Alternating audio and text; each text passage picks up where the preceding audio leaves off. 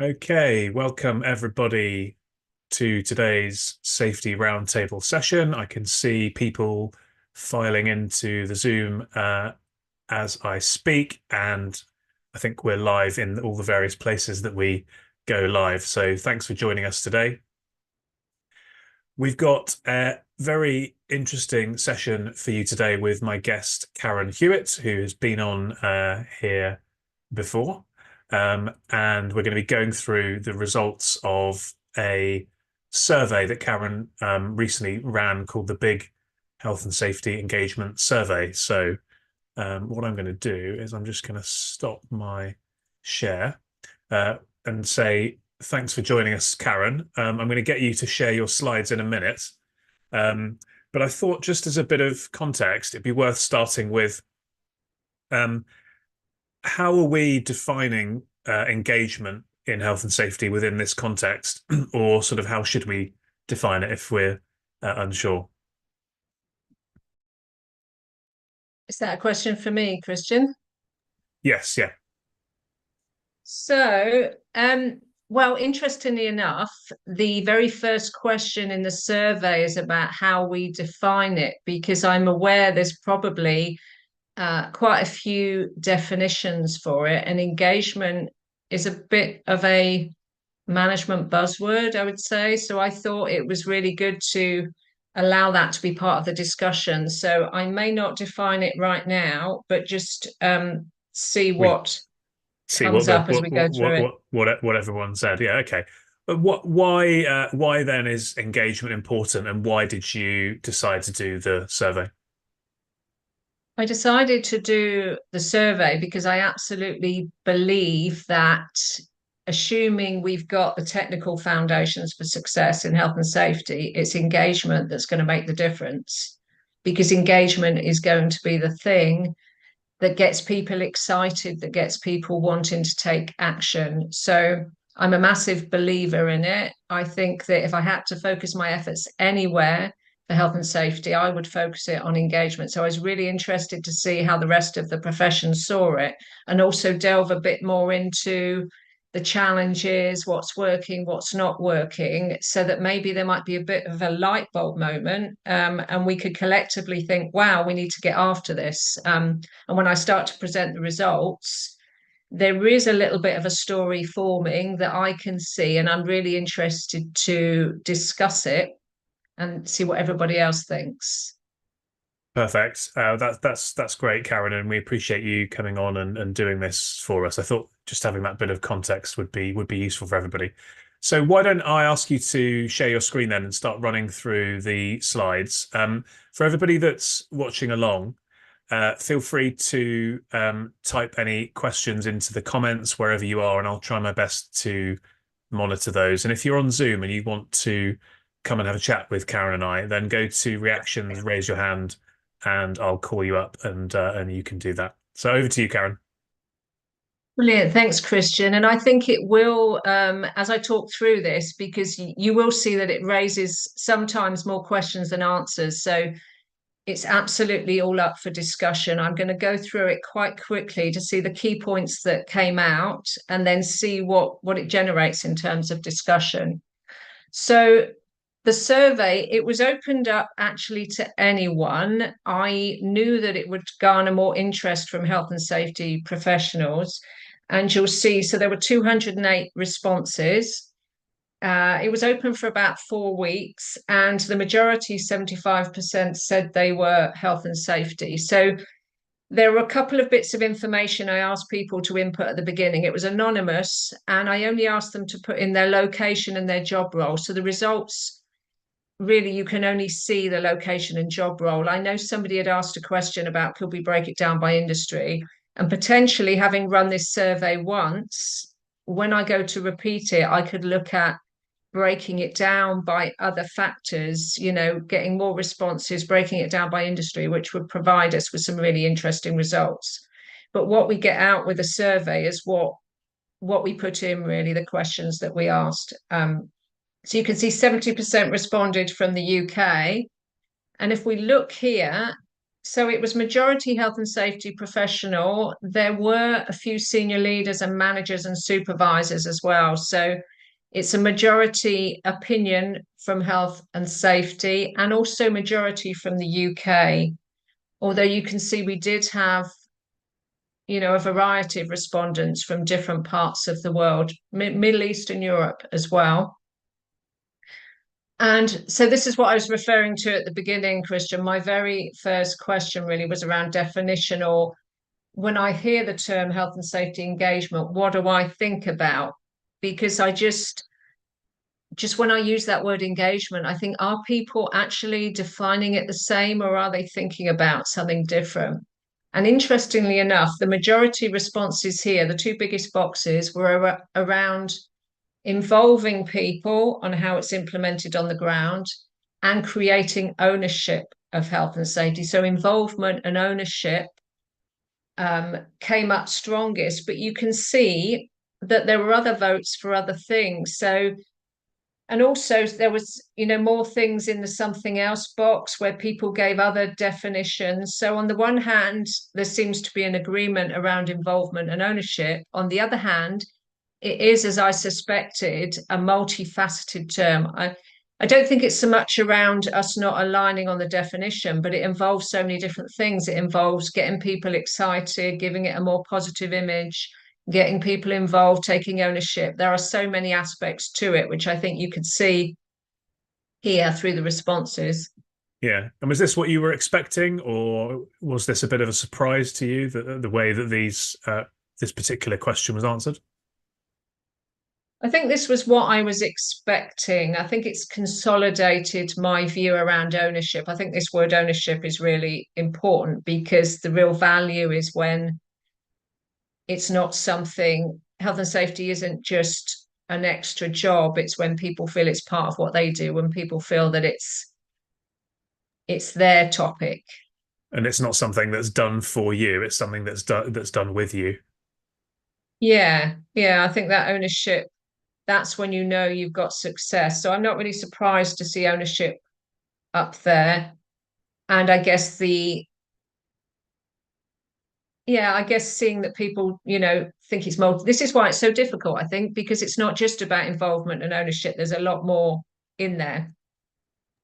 Yeah. And this is probably why we're discussing it today, because it's not as simple as it looks. And then why do people feel it's important?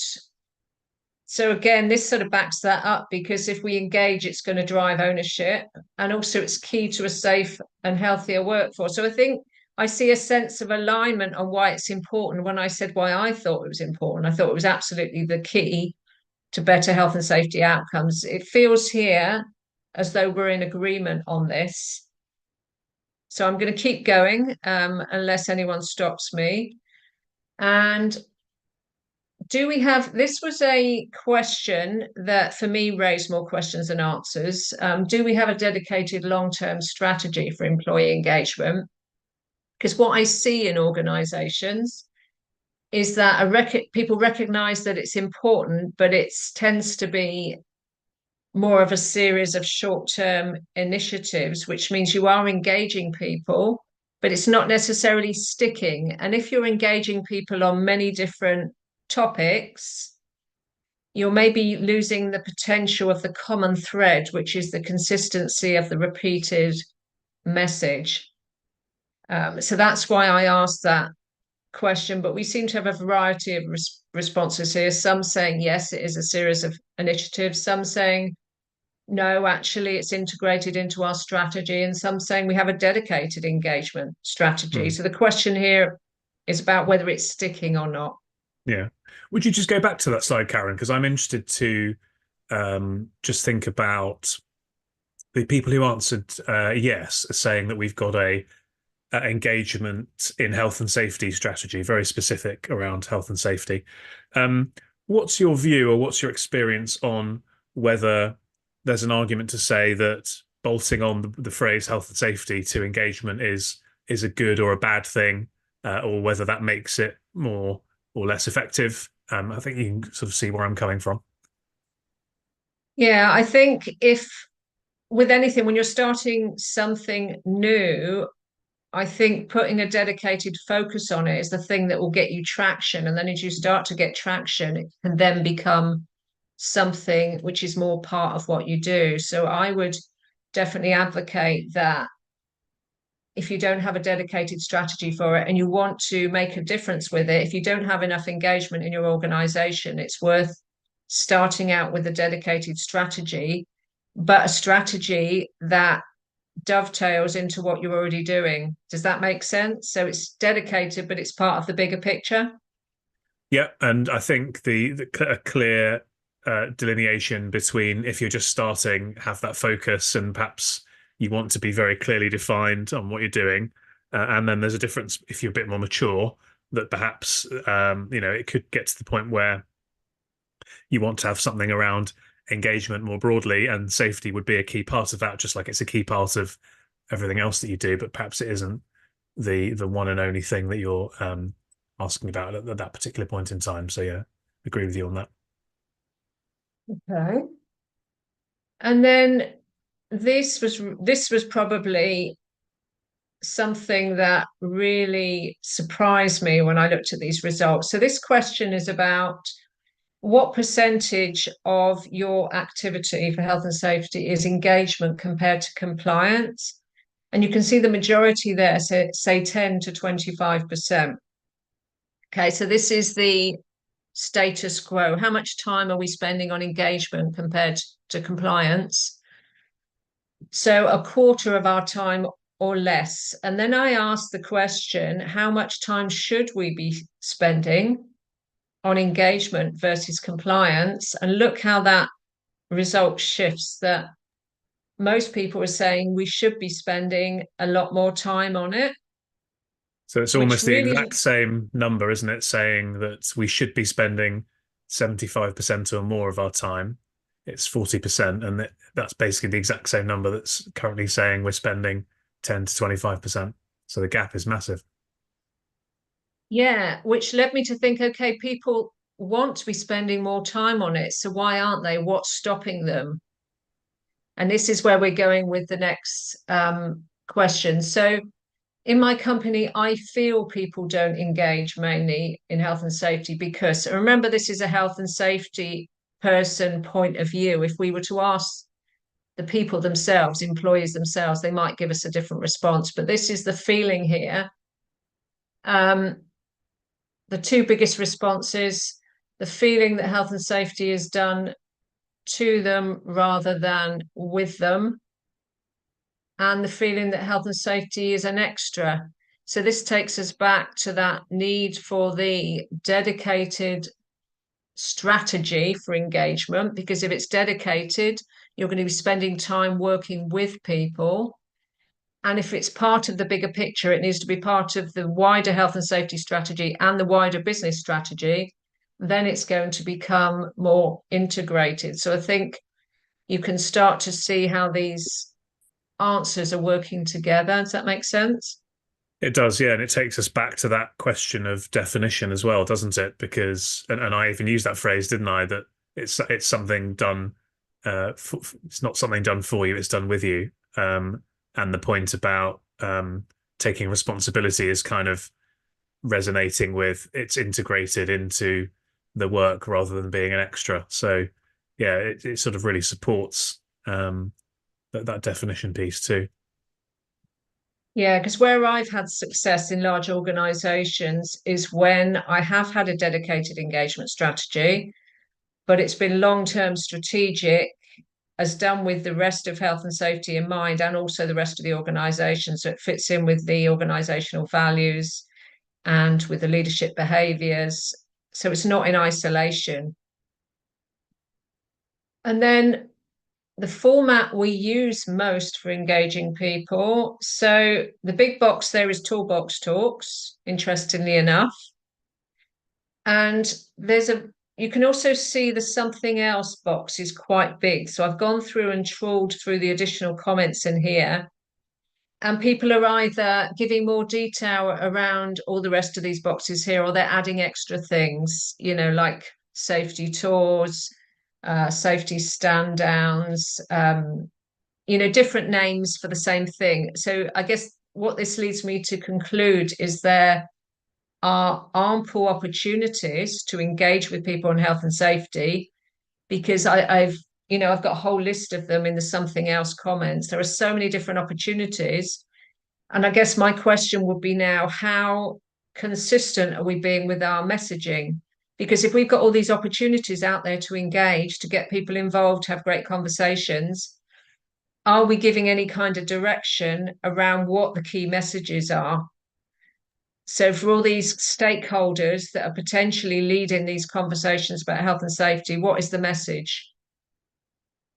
I suppose another interesting thing to consider here would be these are the media by which we're engaging people at the moment, but actually, if we could overlay the efficacy of the media, then that might be interesting from the perspective that, we're doing a lot of toolbox talks, but actually are those toolbox talks resonating with people? Are they actually driving engagement up? Or might we be better um, to do more gamification, because that's a more effective way of driving engagement, and therefore we should shift the way that we're doing things. Yeah, it's a really interesting point, Christian. And also, what occurs to me as you speak is we're also relying a lot on the messenger here.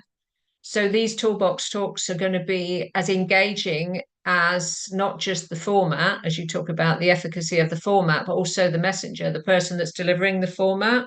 Yeah. So I do work with health and safety teams to help them identify their key stakeholders and help them to get on board with what message they need to be delivering.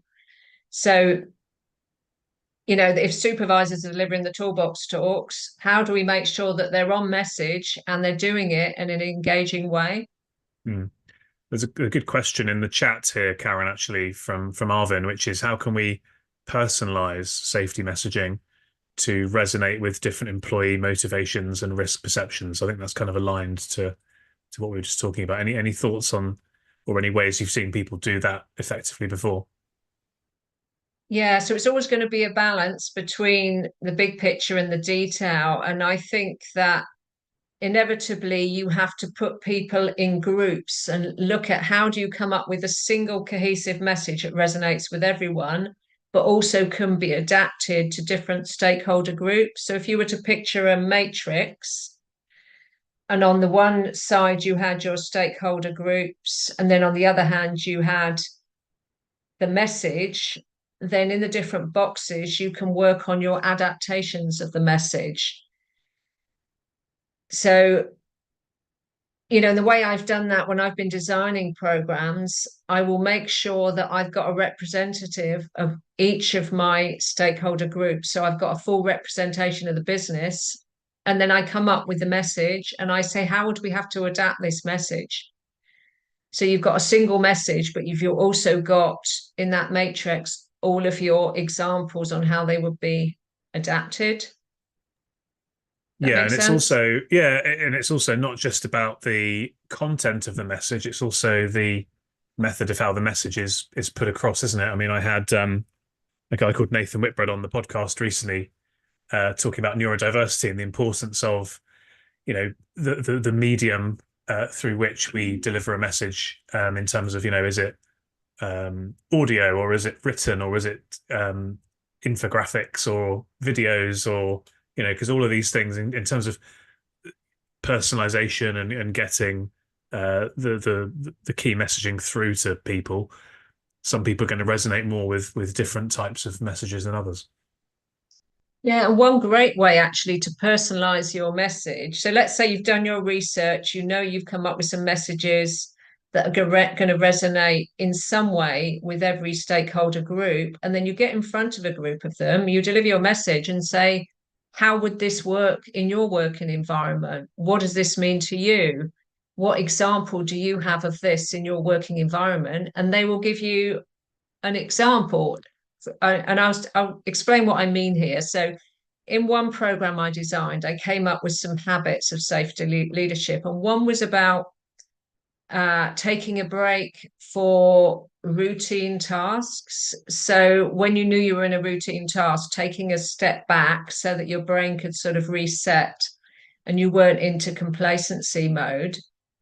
But routine tasks look different for different people. So a routine task in one business might be forklift truck operations. You might have people that are driving for hours on end, just purely driving forklift trucks. In another business, it might be people on their mobile phones that might be the routine operation.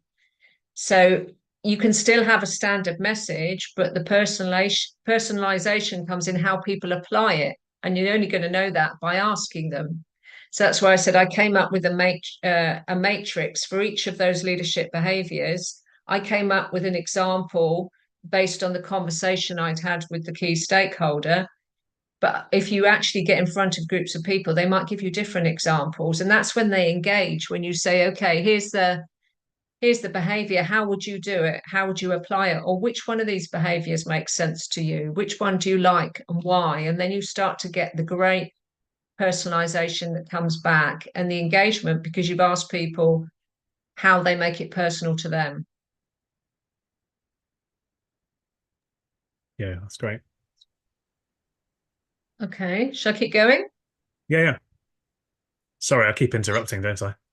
No, that's okay. This is an exciting topic and it's got a lot of elements to it. So Definitely. what techniques do you use the most to make employee engagement stick or last? So you can see the most popular thing here, which is what we were talking about really, is creating opportunities for conversations.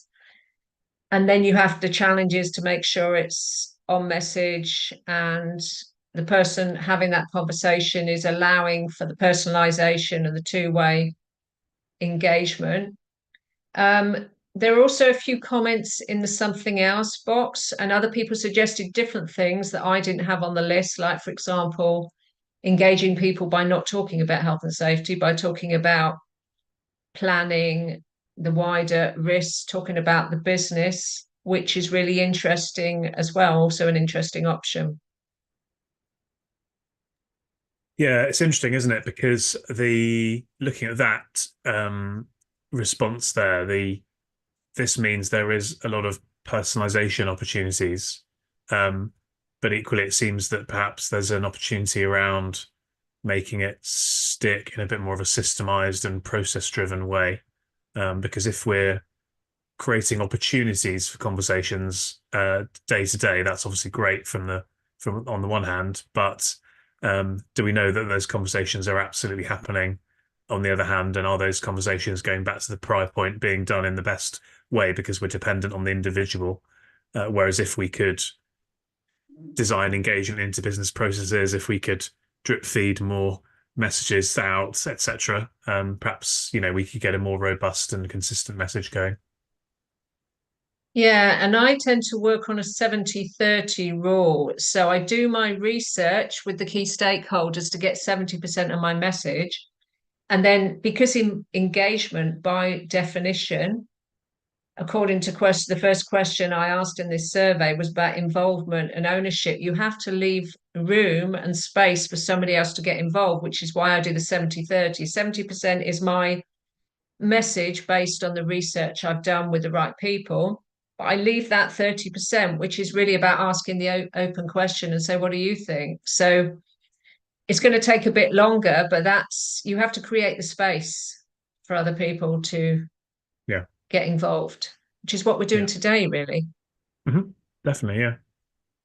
I'm 70% on my message and I'm keeping my eye. I know you've got your eye on the chat, Christian, and I've got my eye Yeah, on you to see what you think. So if I've yeah. kind of gone 71, then somebody please raise a red flag now. Of course, we are slightly constrained by the time frame, and I'm sure you want to see the rest of these questions, but I'm roughly going 70-30. Yeah.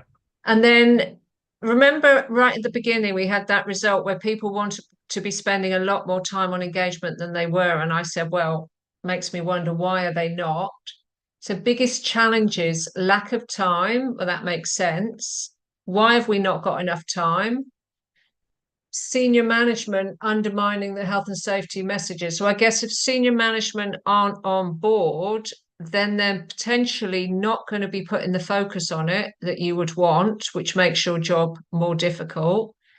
They're maybe going to be not freeing you up to do things. They're maybe not influencing the other stakeholders. So there's a bit of a catch 22 here, I would say, that until we get senior management fully on board, that's going to have a big influence on the lack of time we Hmm. have because they're door openers. And if they're coming from a compliance mindset, then that's going to be influencing that proportion of time spent on compliance-based activities versus engagement-based activities as well, isn't it? Yeah, because our boss really defines what we focus on and how we spend our time. So if senior management aren't on board, you're going to have a knock-on effect further down. And when we look up to our boss, if our boss is not freeing us up to spend time on the things we want to be spending time on, then it's because maybe their boss isn't and their boss isn't. So I see the two issues as very closely linked, which is quite exciting because it gives us an opportunity to know where to start. Hmm.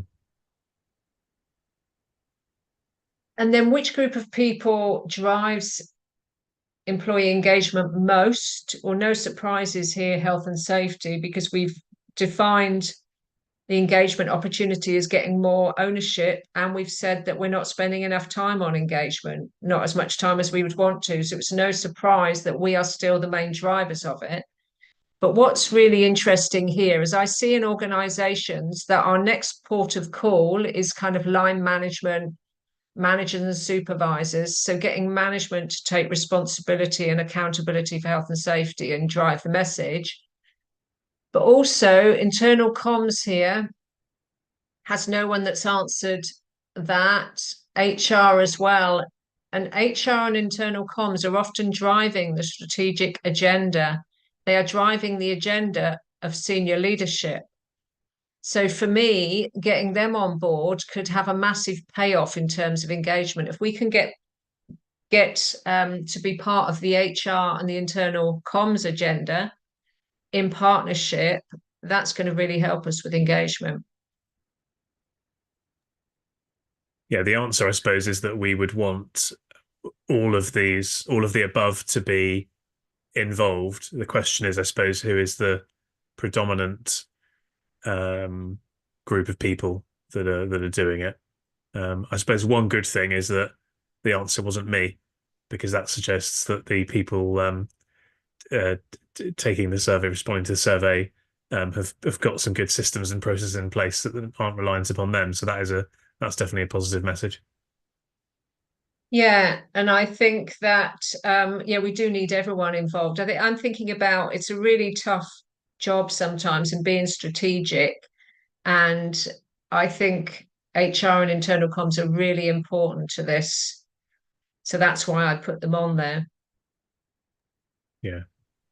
And then the hardest group of people to engage, well, no surprise here. We've got the top answer as senior leaders, although we can see that there are some other answers there, non-operational and office staff, because potentially they don't see the risks in the same way or they don't see their connection to safety on the front line. So I guess this just represents for me how hard engagement is, and it backs up all of the previous answers, about not enough time, wanting to spend more time, and senior leaders being the tough nut to crack. And also the fact that it's not overwhelmingly saying one thing suggests that there is an opportunity, but both a challenge and an opportunity, because we can improve across the board. It looks like to me, based on these responses, it's not as if we're saying 80% senior leaders is the hardest, and therefore, we're doing well everywhere else. It looks like we've got room to grow and room to improve everywhere. But obviously, we do need a focus on, what we can do to get through to the senior leadership team more effectively. Given especially some of the other answers where, we need them on. What we've seen before is we need the senior leadership on board to achieve the outcomes. So if we're struggling to get through to them, then that needs to be something we should be focusing on. Yeah, and what I often see is because there's never enough time and there's never enough money, obviously, in the world. We are in a world of finite resources. Often the engagement gets steered towards the highest risk areas, the operational areas, which is perfectly understandable.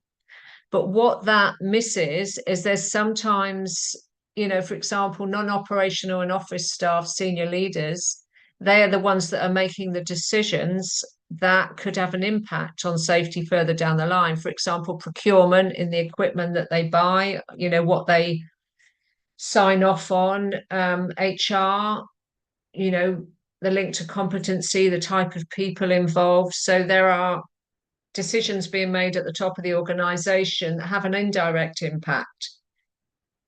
So it's been a bit strategic and thinking, well, we want to solve the issue of the risk in the operational areas, but it's not just about what people are doing and the working environment. It's about all the decisions and actions that lead into that and who's holding the keys to that. So we need to be tackling the issue on all fronts, really. And then in my company, I have the best health and safety conversations with frontline workers. So I could understand that because probably they're the ones that are the last line of defense, so they understand the risk. So they're effectively already engaged. It already matters to them. Um,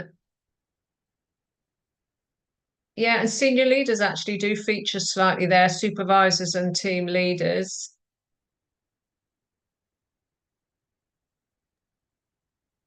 And then the best time to have a conversation about health and safety is so the top answer there is when people are doing the work.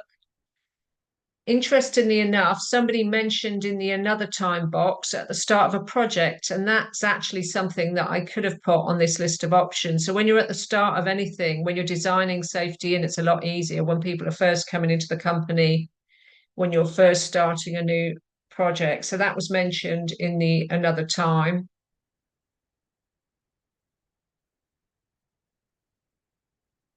And then here's an interesting one. When I talk about health and safety to people, I feel most often like A. Um, and I had some interesting responses in the other as well, that led me to believe that there are some ups and downs of being a health and safety professional. You have to be all things to all people. You have to liaise with different stakeholder groups, some on board, some not.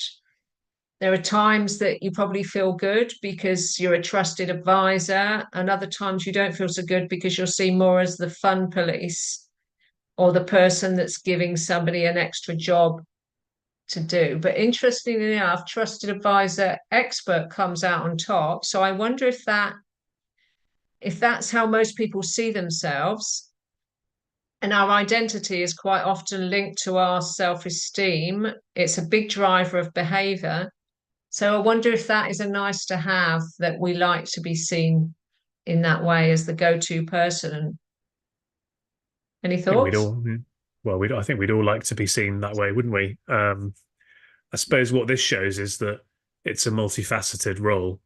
Um, and I guess the other thing to consider here, which would be interesting, would be to ask the question in reverse, as in not how do we feel when we're speaking to people in our company, but what do the people in our company feel about us when we're speaking to them? And it'd be interesting to see if if the results here of our perception of ourselves was mirrored in theirs. Because if, for example, the result from them was that they saw us more as the policeman slash traffic warden, then that suggests there's again another growth opportunity around our communication. Yeah, I also think there's a potential additional category in here, which is change maker or change agent, because effectively we are creating change. It's kind of implied in the coach option here, because if we are purely coaching, if we're doing our coaching well, we will be empowering others to create change. So if you think about we wanted to create more involvement and ownership, so something has to change. Yeah. There's a bit of engagement in the chat about you can go through the fact you can go through all of these in the matter of one day. So you do have to wear all these hats. Yeah, aren't we brilliant? I think we give ourselves a pat on the back here. We are um, the true flexible professional, and but it I guess it indicates that we're kind of going through the same thing because this is like a little rainbow picture, isn't it? Yeah, There's no clear answer. We see ourselves as all these things, probably reflected in job titles as well. yeah, Okay, so nearly at the end here. So my biggest fear, I love this, that most said none, I have no fear. We are fearless health and safety professionals. Um, but there are a few answers for some of the others as well. And there's probably an interesting point that while we are fearless about health and safety, there's probably a real fear among other parts of the organization because we are so good, because we're the trusted advisor, we're so knowledgeable, potentially might lead other people in the organization that we're trying to engage with to feel less than an expert. Because I've often heard people say to me, but you're asking me to do this, Karen, but I don't know really what I'm looking for. I wouldn't really know if I was talking about the right thing for health and safety. So there's probably a potential opportunity to create a bit of a minimum standard here for us to take how good we are and what we know as a health and safety professional and look at what's the basic minimum standard that we need everybody to have that would make them feel comfortable engaging in health and safety, because clearly we're comfortable, but how do we get everyone else on the same page so that they take that ownership that we were talking about? yeah. I was listening to a podcast the other day with Crystal Danbury. I actually posted about it on LinkedIn yesterday. And she was saying that we've got to be better. And this aligns to some of the points made earlier about the challenges of engaging with the senior leadership team. We've got to be better at understanding that we, if we go into to a board meeting and we expect everyone else to kind of shift their mindset to being empathetic and morals based and so on as we are about safety, then that's a mistake.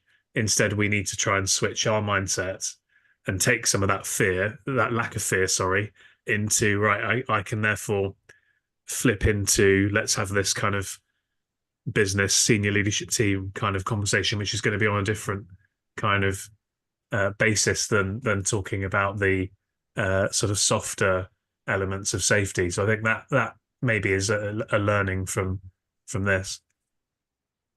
Yeah, so that could be one of the key opportunities here. We want to get senior management more on board, but we have to recognize that there's a gap. We probably think, well, we want them to get it in the same way we do, but we're coming from a different knowledge base. And we forget that sometimes because the longer you work in health and safety, the more you just start to assume that other people see things the same way. So how do we?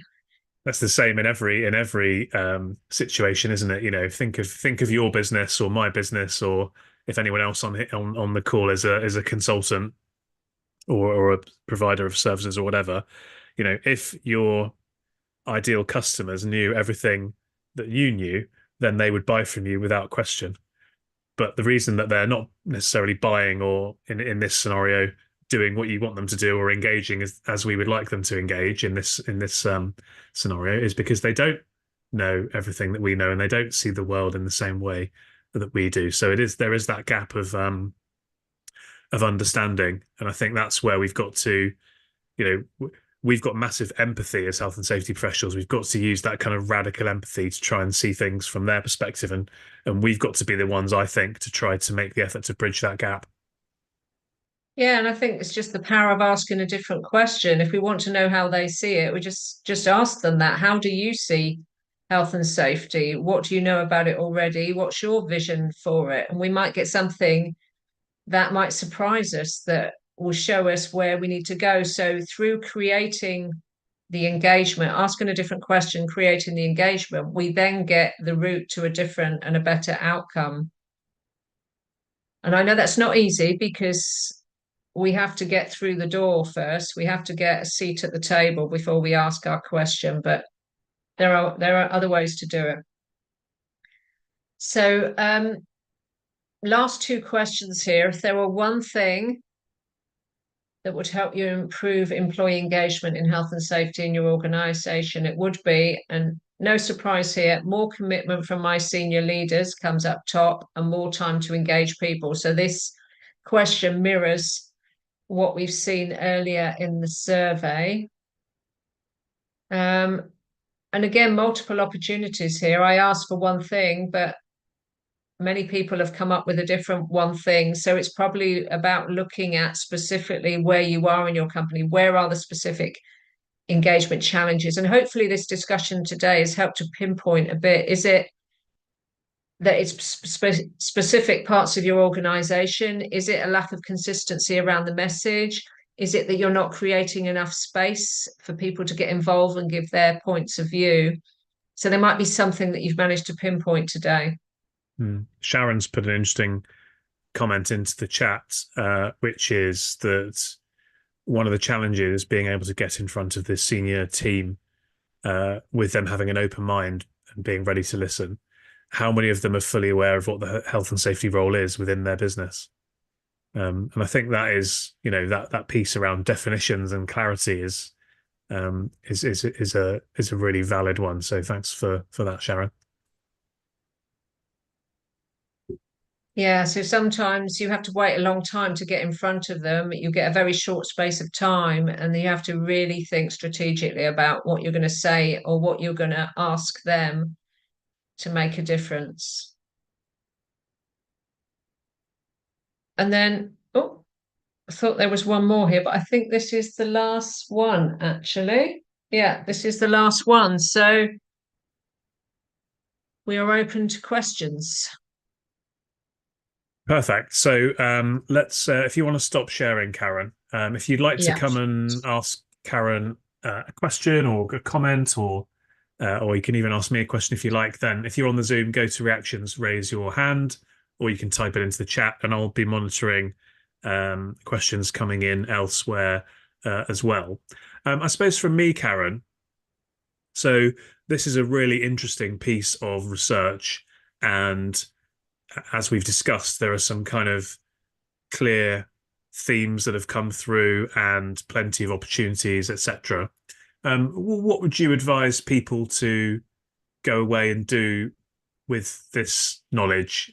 How would you sort of take some next steps to, if somebody feels like, engagement is something that I want to improve in my organization, what kind of steps would you suggest people take? So I guess there's a couple of things that could be done. One really interesting exercise, I think, is to brainstorm, maybe with your health and safety team, brainstorm a list of all the opportunities that you have across the organization to communicate on health and safety. So maybe it's leadership tours, maybe it's safety moments, maybe it's toolbox talks. Where are the opportunities to communicate? So you have that list as a column, and then you create a second list with who are the key stakeholders. And some of them have been mentioned in this research. And make sure you've got HR and comms, internal comms on there, by the way. Is it senior leaders? Is it project managers? So who are the key stakeholders in your business? And then you create a matrix out of those two lists. So you've got one on the x-axis, one on the y-axis. And then in the boxes, detail what outcomes do you want from each of those opportunities with that stakeholder. What's the outcome? And then here's a really interesting thing, because health and safety professionals are really good at the technical, tangible measurement stuff. And there is a perception that something like engagement can be a bit soft and fluffy. But why not take one of your fantastic technical skills like Pareto analysis and apply it to engagement? So that matrix I just asked you to produce, then ask yourself the question, which 20% of my stakeholders hold 80% of the influence in my organization? Because we've already seen that there is so much to go after here. the question is, where do we start? It's a multifaceted topic. There are so many different groups to engage. Where do we start? And the best way is to focus, to pick off where is the 20% of the organization holding 80% of the influence. And you may decide, for example, that it's senior leadership doing leadership tours. That's just an example. And then you can focus, you can work with them, make sure they've got the right message. You coach them to go and create more engagement. So that's probably a really worthwhile exercise that I would recommend. What do you Yeah, think? I love that. I think that's a really good idea. And I suppose a mindset to have here is that safety and engagement, if we split the two out, or health and safety engagement as a topic, are not a zero sum game. In other words, there isn't a winner and a loser. It's something that you're constantly working on, constantly shimmying along, constantly looking to improve. So if you can take that strategy, that 80/20 strategy you just said, and put that into place, well, that's going to make things better.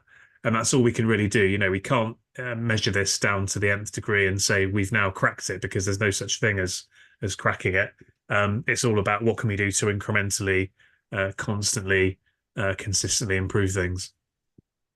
Yeah, because we're great at measurement in health and safety. We're great at this technical stuff, but we tend to apply it to our incidents, to the technical side. But if we think a bit laterally, we've actually got some great skills that we can start doing to take more of an analysis perspective on our engagement and our stakeholders, to be more strategic and come up with a strategic influence map, so that we're not having to go from one conversation to another. We're actually focusing on the conversations that count. Mm.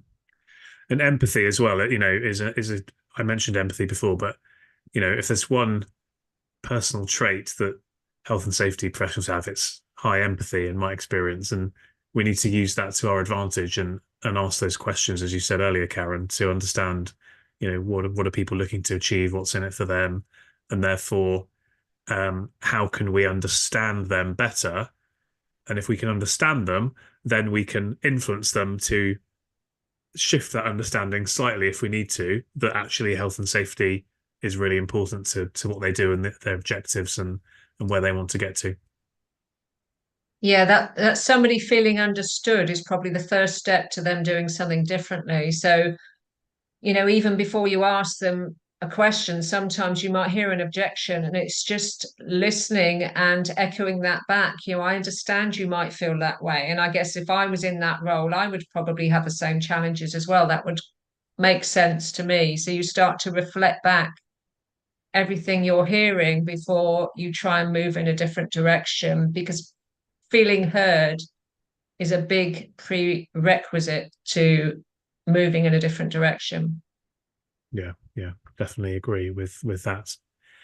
Karen, tell us, if people want to get the results of the survey, are we able to send them out? Or, I mean, I guess people can watch the replay and see the results as we're talking through. But are people able to get hold of them? And then, secondly, do you have a next step that you'd recommend? So, if somebody is interested in discussing this topic with you more, or working with you to try and kind of solve some of these challenges, or look at some of these opportunities, what would be the best way for them to do that? Yeah, so I think everybody probably on this call will be in a different place. They may have a bit of an idea of where their engagement challenge is, and it would be a case of trying to understand where you are before you move forward. So going back to question one, the survey results, so they've been revealed now. Today was the big reveal. So I'm more than happy to share them. So if you send me an email, Karen@leaderlike.com, leaderlike. Sorry, I just said .com. It's .co.uk. Um, or maybe I don't know if you can put that on the chat, Christian. So if you send me an Yeah, email, I'll respond and send you the results. You can have these slides that I presented today, no problem at all. And if you want to have a 20-minute chat on what your challenge is, to see if you can find a bit of focus on where you want to start, I'm also open to doing that as well. So just send me an email, and within the confines of my availability, we'll have a chat and see if I can listen to what you're saying and suggest a direction to start on along the lines of that 80/20 rule. Perfect. Well, thank you so much, Karen, for today. And thank you, everybody, for joining us as well and for the engagement in the chat. Um, I guess to sum up, I would say that, as Karen really set out, this is a really critical point. And the data showed, to me anyway, that we do have some areas to improve upon if we want to achieve this engagement that we desire. And because it is important and we do desire it, then we should be trying to do it. So um, do go away, think about this, take on board some of the advice Karen's given you, uh, email her and have a chat, and let's see if we can up our games just that little bit, go for our incremental improvements, because if we can get this right, then the benefits will be massive. So thanks everybody, enjoyed it, and look forward to seeing you again on another safety roundtable soon. Thanks, Christian. Thanks, everyone. Cheers.